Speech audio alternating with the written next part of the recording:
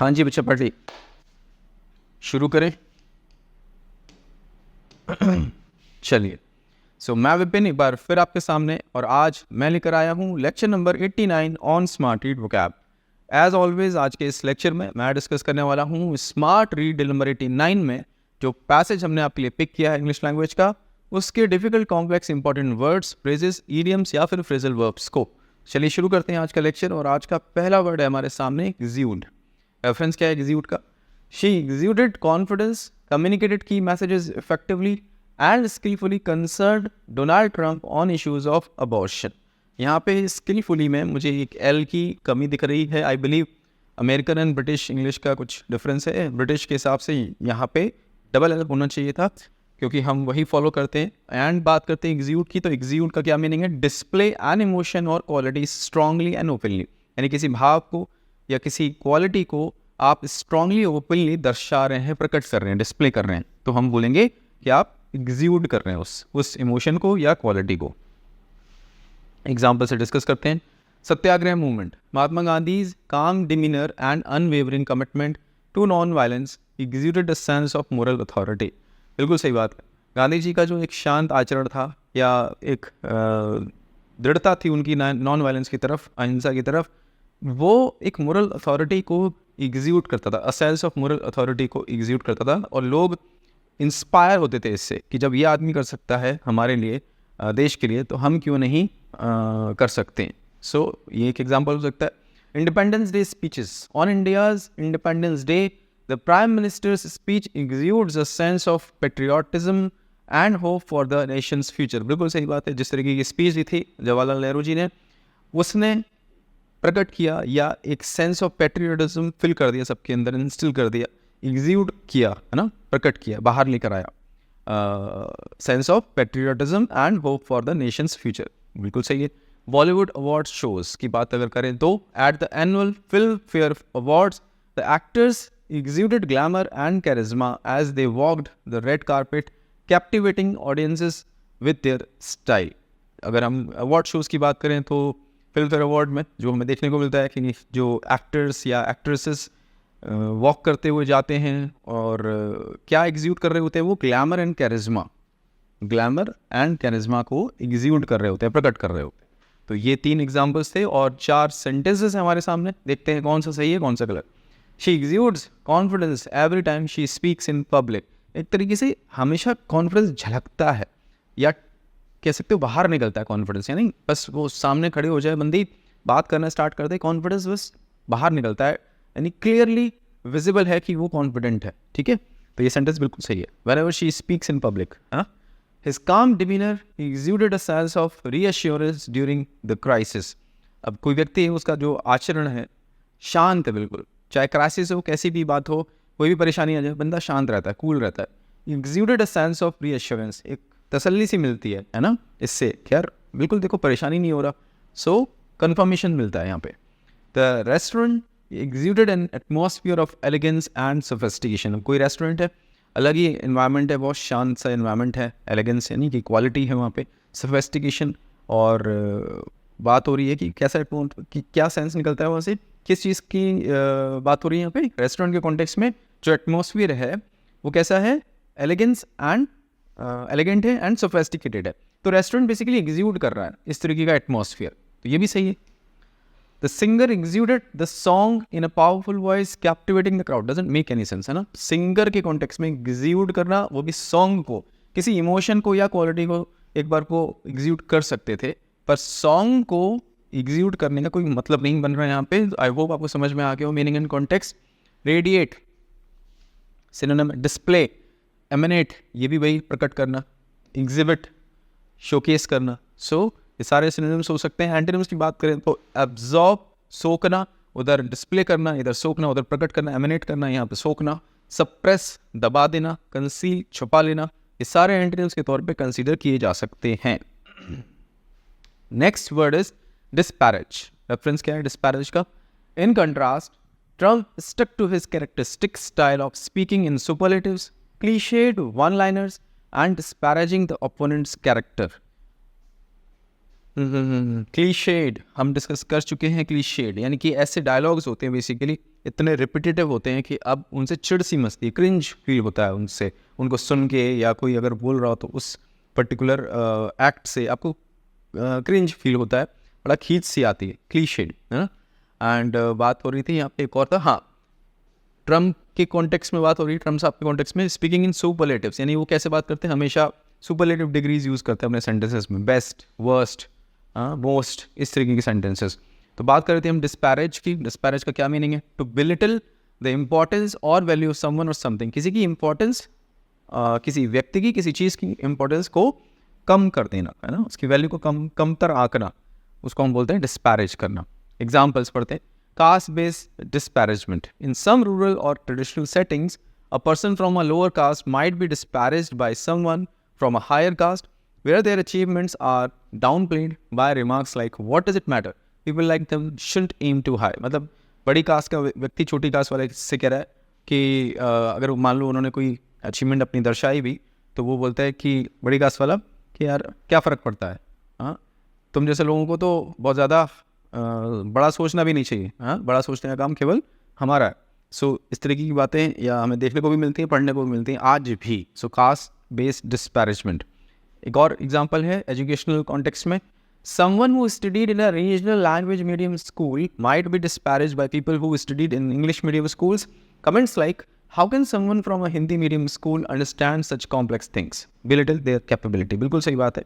मैंने जब smart read का लेक्चर का जो लॉन्च का जो पहला वीडियो था वो बनाया था, तब मैंने आपको ये बात बताई थी कि ये चीज़ मैंने खुद अपनी लाइफ में झेली है, यानी कि मेरे हिंदी मीडियम बैकग्राउंड के होने के कारण से मेरा मजाक उड़ाया गया, ठीक है, कि अच्छा हिंदी मीडियम का है तो कहाँ से जानता होगा इंग्लिश, है ना, इस तरीके से। सो बेलिटल करना सामने वाले की कैपेबिलिटी को। Professional setting, in a corporate office a senior employee might disparage a junior colleague's idea during a meeting by saying this is a very naive suggestion, we don't expect much from people at your level। यानी कि कोई senior, कोई नया बंदा आया, new एंट्रेंट है और trainee है या इंटर्न है, और उसने कोई सजेशन दिया, कोई आइडिया डिस्कस किया, और जो सीनियर है वो कहते हैं तुम क्या दोगे यार, तुम्हारे लेवल पे बंदा अभी कहाँ इतना सोच पाएगा, इतना बड़ा कहाँ सोच पाएगा। सो इस तरीके से जो सीनियर हैं वो क्या कर रहे हैं, डिस्पैरेज कर रहे हैं जूनियर के आइडियाज़ को, ठीक है। और 4 सेंटेंसेस है, देखते हैं कौन सा सही है कौन सा गलत। He constantly tries to disparage his colleagues to make himself look better, अपने आप को बेहतर दिखाने के लिए दूसरों को बिलिटल कर रहा है, डिस्पैरेज कर रहा है कोई व्यक्ति। The critics disparage the film for its weak story line and lack of originality. जो आलोचक हैं वो फिल्म को डिस्पैरेज कर रहे हैं, उसको कमतर आंक रहे हैं। क्यों? क्योंकि उसकी जो स्टोरी लाइन है वो वीक है और फिल्म ओरिजिनलिटी को लैक करती है, यानी कि उसमें कमियां हैं। The professor disparage the students by praising their excellent research efforts doesn't make any sense। disparage negative है, praise positive है, गलत है ये। It's unprofessional to disparage others simply because you disagree with them। ये बिल्कुल unprofessional है, आप किसी को disparage करें क्योंकि वो आपसे वो आपसे अग्री नहीं करता। यानी अगर वो आपसे अग्री नहीं करता तो आप उसको कमतर आंकें या उसकी एक तरीके से बेकदरी करें।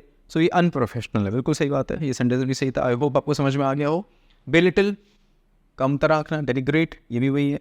रिडिक्यूल ही एक तरीके से आप सामने वाले का मजाक उड़ा रहे हैं और मखौल बना रहे हैं उसका, मॉक वही मजाक उड़ाना। सो ये सारे सिनोनिम्स हैं। एंटोनिम्स की बात करें तो कॉम्प्लीमेंट, आप एक तरीके से उनको जो भी उन्होंने आइडिया दिया या जो भी सजेशन दिया उसके लिए कॉम्प्लीमेंट कर रहे हैं, यानी कि आप उनकी तारीफ़ कर रहे हैं, ठीक है। प्रेज करना, तारीफ़ करना, अपलॉड करना, तारीफ़ करना। सो ये सारे सिनोनिम्स के तौर पे एंटोनिम्स के तौर पे कंसिडर किए जाएंगे। चलिए next word is gaffe, GAFFE। Reference क्या है? Exciting moments of debate such as gaffes, awkward gestures और humorous retorts resonate for years in media bites। awkward यानी जो थोड़ा सा अजीब सा लगे और परेशान करे आपको। ऑकवर्ड वेदर, मतलब बाहर जा रहे हैं तो बड़ा अजीब सा वेदर हो रहा है, बारिश हो जाती है अचानक से, फिर एकदम धूप निकल आती है, वेदर कैसे ऑकवर्ड है। या किसी का कोई रिमार्क ऑकवर्ड हो सकता है। ऑकवर्ड जेस्चर, बड़ा अजीब सा मुंह बनाया सामने वाले ने, समझ ही नहीं आ रहा क्या एक्सप्रेशन है। ह्यूमरस रिटॉर्ट्स, रिटॉर्ट बेसिकली होते हैं पलट के जब जवाब दिया जाता है उसको बोलते हैं retort. Resonate for years in media bytes, यानी बस हम सुनते ही आ रहे हैं लगातार कई सालों से मीडिया बाइट्स के तौर पे। हम बात कर रहे थे गैफ की। गैफ का क्या मीनिंग है? An unintentional act or remark causing embarrassment to its originator, यानी कि कोई ऐसा रिमार्क या कुछ एक्ट ऐसा कर दे, खास करके पब्लिकली या सोशली, कोई व्यक्ति जो कि एम्बैरेसमेंट लेकर आए, उसके लिए एम्बैरेसिंग हो, शर्मिंदगी भरा हो, तो उसको हम बोलते हैं गैफ। कोई मिस्टेक या ब्लंडर बोल सकते हैं, बहुत बड़ी गलती कर दे ओपनली, है ना। अक्सर पॉलिटिशियंस हमें करते हुए देखते हुए मिलते हैं, और मूवी स्टार्स जनरली जो लोग खास होते हैं, जो टीवी पे आते रहते हैं या न्यूज़ चैनल में आते रहते हैं, उन्हीं के मुंह से जब कुछ गलत निकल जाता है या वो कुछ गलत कर देते हैं, कोई एक्ट ऐसा कर देते हैं, तो वो बन जाता है गैफ, जिससे लोगों को हंसी आती है। और अभी रिसेंटली कंगना रनौत जी हैं मंडी से, बीजेपी की एमपी, आप सबको पता होगा उनके बारे में। उन्होंने एक रिमार्क दिया, वो बेसिकली क्रिटिसाइज़ कर रही थी इनको, अखिलेश यादव को और तेजस्वी यादव को। तो तेजस्वी यादव को बोलना था कि तेजस्वी यादव मछली खाते हैं, उन्होंने बोल दिया तेजस्वी सूर्या मछली खाते हैं और गलत काम करते हैं, गुंडागर्दी करते हैं, जबकि तेजस्वी सूर्या बीजेपी की ही एमपी हैं। आई बिलीव कर्नाटका में कोई कंस्टिट्यूंसी है वहाँ से। सो अब ये बन गया मजाक अब सब लोग उसको शेयर कर रहे हैं। सो गैप है ना, मुंह से कुछ निकल गया, स्लिप ऑफ द टंग, और बस वो मजाक बन जाता है। ठीक है, political gap. A politician during a speech might make a gaffe by referring to a region or community with the wrong name or using a disrespectful term. For example, mixing up two states like saying Bihar's capital is Patna during a speech in Lucknow, Uttar Pradesh. अब ये जैसे example है, कोई politician है लखनऊ में खड़े हुए हैं और बात करनी चाहिए उत्तर प्रदेश की, बात कर रहे हैं बिहार की और पटना की, सो ये मजाक बन जाएगा। Cultural gap. An Indian guest at a wedding might unknowingly offend the host by declining food with the dismissive gesture or comment, not realizing that in many Indian cultures refusing hospitality can be seen as rude or insulting. बिल्कुल सही बात है। इस तरीके की blunder हो जाए किसी से कि कोई गैदरिंग है, वहाँ पे कोई आपको खाना सर्व कर रहा है या ऑफर कर रहा है और आप बड़ा गंदी तरीके से रूडली मना कर दें उस चीज़ को, मुझे नहीं खाना, हाँ ऐसा जनरली ऐसा कोई करता नहीं है, पर कर दे अगर। अब यहाँ पे ये तो थोड़ा मुझे भी और लग रहा है, मतलब इतना कुछ खास अच्छा एग्जाम्पल नहीं मुझे भी लगा।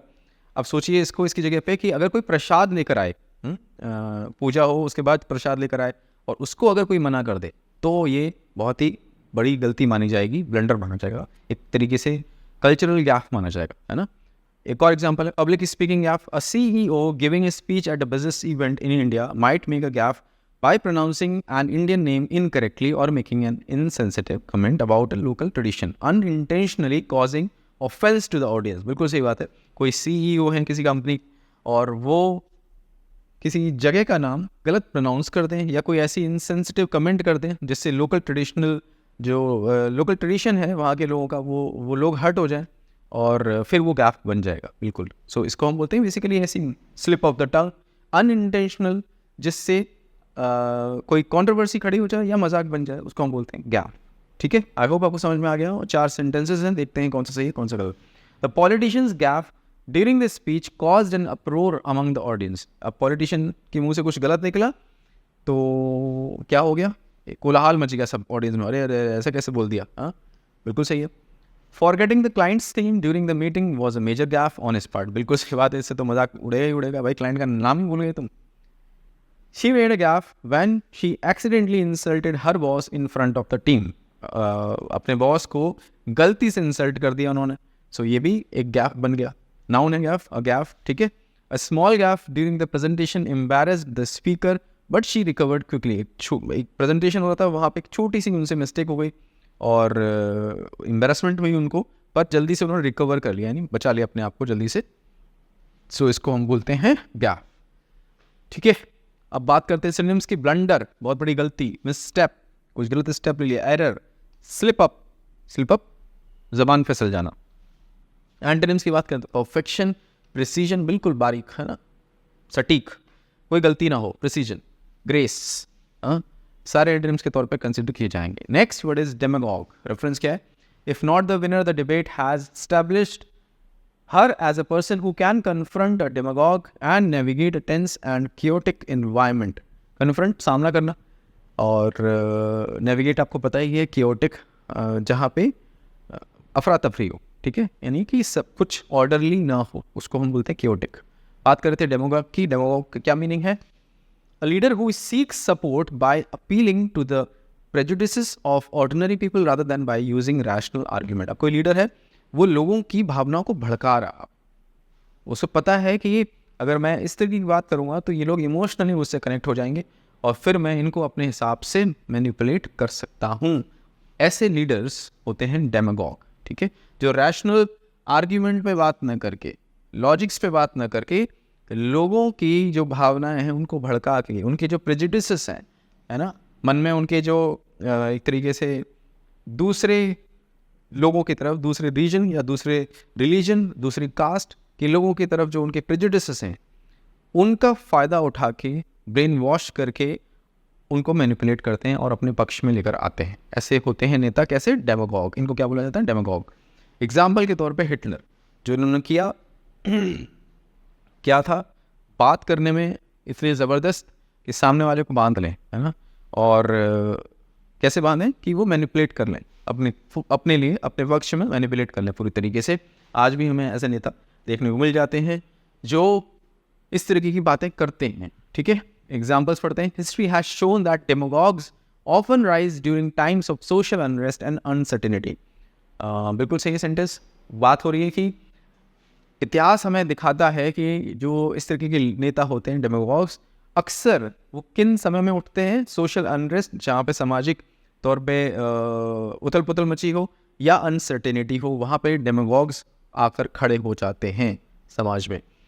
The charismatic leader was labelled a demagogue for his divisive rhetoric and manipulation of emotions. बिल्कुल सही बात है. लीडर कैरिज्मेटिक है. अब भाई आपके हिसाब से बात करेगा तो आपको तो कैरिज्मेटिक लगेगा ही, है ना. एंड डिवाइसिव रेटरिक, यानी इस तरीके की बातें जो बांटे लोगों को किसी भी एस्पेक्ट में. एंड मैनिपुलेशन ऑफ इमोशन, भावनाओं से खिलवाड़ करना. तीसरा एग्जाम्पल क्या लिखा है? The demagogue exploited the people's concerns to further his own agenda. अपने दिमाग में एक एजेंडा है कि भाई मेरे को क्या हित साधने हैं, उसके लिए लोगों को एक्सप्लॉइट करना, उनकी भावनाओं को एक्सप्लॉइट करना.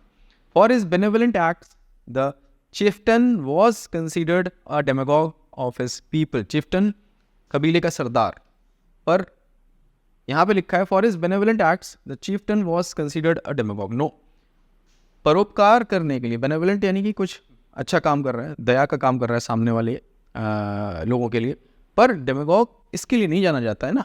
डेमागॉग जो भावनाओं को भड़काए उसके लिए जाना जाता है. सो ये कॉन्टेक्चुअली इनकरेक्ट है ये सेंटेंस. ठीक है, आई होप आपको समझ में आ गया डेमागॉग का मीनिंग एंड कॉन्टेक्स्ट. एजिटेटर, भड़काने वाला, प्रोवोकर, भड़काने वाला, इंसाइटर, भड़काने वाला. एंटोनिम्स की बात करें तो पीस मेकर, शांति व्यवस्था स्थापित करने वाला. मीडिएटर, बीच बचाव करने वाला. यूनिफायर, एक करने वाला, यानी कि लोगों को यूनाइटेड करने वाला, वो होता है यूनिफायर. चलिए, आई होप आपको समझ में आ गया पूरी तरीके से. Next word is unabashedly. Adverb है, रेफरेंस क्या है? Trump, on the other hand, unabashedly inclines towards Israel and blames the Biden administration for the Israel-Hamas war. क्या मीनिंग है unabashedly का? Without embarrassment or shame, बिना किसी शर्म के. Without embarrassment or shame, बेशर्मी से. Unabashedly. Examples: political defections. Several politicians unabashedly switched parties just weeks before the elections, openly seeking positions of power and influence without concern for public criticism. कुछ leaders ऐसे होते हैं, कुछ politicians ऐसे होते हैं जो चुनाव से जस्ट पहले पार्टी बदल लेते हैं. उनको पता लग जाता है कि कौन सी पार्टी को वोट मिलेंगे, तो वो क्या करते हैं, मान लीजिए ऑपोजिशन में हो और उनको लगा यार नहीं अभी इस बार जो रूलिंग पार्टी है उसको वोट ज़्यादा मिलेंगे, तो तुरंत पार्टी बदल ली. या फिर रूलिंग पार्टी में उनको पता है ये सीट हारने वाली है, तुरंत पार्टी बदल गई, दूसरे में चले गए. सो जहाँ देखा फ़ायदा, बेशर्मी से पार्टी चेंज कर ली, है ना. टर्न कोट बोलते हैं इनको. ऐसे लोग, दल बदलू लोग जो होते हैं, उनको क्या बोलते हैं? Turn coat. तुरंत कोट बदल लेना. ठीक है. Celebrity endorsement of controversial products. The Bollywood star unabashedly promoted a controversial fairness cream, ignoring widespread criticism about promoting harmful beauty standards. है ना. सेलिब्रिटीज़ को हमने देखा है, चाहे वो फेयरनेस वाले प्रोडक्ट्स हों, चाहे कोल्ड ड्रिंक्स हों, चाहे ऐसी चीज़ें हों जो अनहेल्दी हैं खाने के लिए, वो बड़ा खुद अपने पर्सनल रिजीम में हमने उन्हें सुना है कि वो कितना फिटनेस पे ध्यान रखते हैं, अपनी चीज़ों को ध्यान रखते हैं कि एक चीज़ बड़ा ध्यान से खाते हैं और फिर ऐसी चीज़ों को इंडोर्स कर रहे हैं, एडवर्टीजमेंट कर रहे हैं उनका जो हार्मफुल हैं बच्चों के लिए, बड़ों के लिए, हर किसी के लिए। अभी गुटखा का एक ब्रांड है बहुत फेमस, उसके हम देखते हैं ऐड, इलायची, अब वो इसको बोलते हैं सरोगेट एडवर्टाइजिंग। इलायची का ऐड है पर है एक्चुअली किसका? गुटखा का, हमें सबको पता है। और जो सेलिब्रिटीज़ हैं वो इंटरव्यू में कह रहे हैं हमें तो नहीं पता। मतलब आप सोच रहे हो क्या लेवल चल रहा है पैसे के लिए, क्या लेवल चल रहा है, किस लेवल तक चले गए हैं, कितना गिर गए हैं इतना पैसा होते हुए भी कि नहीं हमें तो नहीं पता, हम तो इलायची का ऐड कर रहे थे, जैसे हम ही हैं। ठीक है, सो समझ में आ रहा है क्या कर रहे हैं ये लोग? Celebrity endorsement of controversial products, unabashedly, बेशर्मी से एडवर्टीजमेंट चल रहे हैं इन चीज़ों के। 4 सेंटेंसेस हैं हमारे सामने, देखते हैं कौन सा सही है कौन सा गलत। He unabashedly apologises for his behaviour, clearly embarrassed by his actions. No, negative word है अनअबैशडली, तो अपोलोजाइज अगर कर रहा है तो बेशर्मी से क्यों अपोलोजाइज करेगा? सेंटेंस गलत है। They unabashedly shared their opinions unfazed by the criticism from the others। मतलब बिल्कुल बेशर्मी से उन्होंने अपने ओपिनियंस जो उनके मन में था, जो विचार थे उनकी शेयर किए, और जो क्रिटिसिज्म मिला उससे वो अनफेज्ड, यानी कुछ बदला नहीं, बिल्कुल डटे रहे। हमारे मन में जो है हम शेयर करेंगे। अब यहाँ पे थोड़ा पॉजिटिवली यूज हो रहा है ये वाला वर्ड अनअबैशडली। ठीक है, तीसरा सेंटेंस देखते हैं तो ये सेंटेंस सही है। The artist unabashedly shared his controversial views in the interview, not fearing any backlash. यहाँ पे भी पॉजिटिव कह सकते हैं, आर्टिस्ट जो हैं उन्होंने बिल्कुल बेशर्मी से या बिना किसी शर्म या हया के अपने कंट्रोवर्शियल व्यूज़ शेयर किए इंटरव्यू में, और कोई बैकलैश हो उससे उनको कोई डर नहीं लगा। बैकलैश यानी बाद में जो क्रिटिसिज्म मिलेगा लोगों से वो। They unabashedly supported the cause despite its unpopularity in their community. जो भी कॉज है उनको, उस कॉज को उन्होंने सपोर्ट किया बिना किसी शर्म के, बिना किसी हया के, यानी पूरी तरीके से। अब ये पॉजिटिवली, यानी आई बिलीव इसको छोड़ के ये सारे पॉजिटिवली ही यूज़ हो रहे हैं। हाँ बिल्कुल सही बात है। They unabashedly supported the cause despite its unpopularity in their community, ये भी सही है। सो आई होप आपको समझ में आ गया हो अनअबैशडली का मीनिंग एंड कॉन्टेक्स्ट। बोल्डली है ना, बिल्कुल बिना किसी डर के। ब्लेटेंटली, अब ये थोड़ा सा नेगेटिव होता है, ब्लेटेंटली हम किसी लेक्चर में डिस्कस कर चुके हैं पहले। कैंडिडली, बिल्कुल स्पष्ट रूप से, साफ साफ। एंटोनिम्स की बात करें तो शेमफुली, शर्म से, हेजिटेंटली, हिचक हिचक कर, टिमिडली, डर डर कर। ठीक है, ये सारे एंटोनिम्स के तौर पे कंसीडर किए जाएंगे।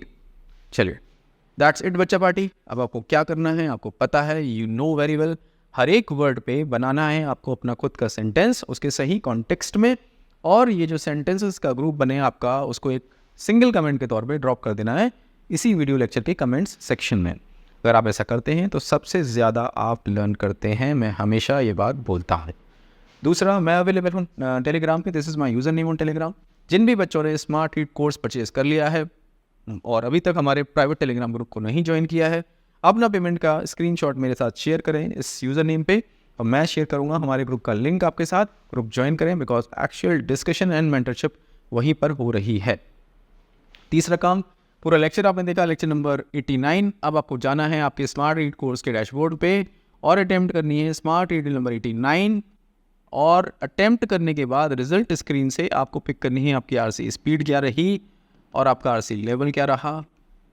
दोनों के स्क्रीनशॉट्स लेके ड्रॉप कर देने हैं हमारे प्राइवेट टेलीग्राम ग्रुप में, so that I can check, I can assess, I can gauge a performance and then I will be able to help you accordingly. मैं विपिन आपसे मिलता हूँ एक नए लेक्चर में कुछ नए वर्ड्स के साथ। Take care.